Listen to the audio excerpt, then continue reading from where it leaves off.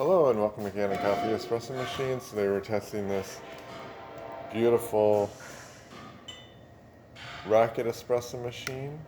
It's a Mozzafiato Type 5, and we replaced the safety valve, and we replaced a couple of valve pieces in the main valve pieces in the lower group head. They were causing it to leak. So it leaks in two places, and now we'll go ahead and pull a shot.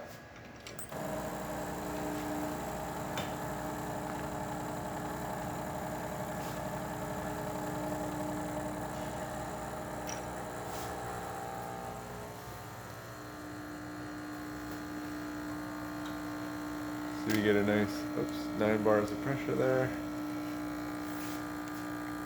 Really good crema.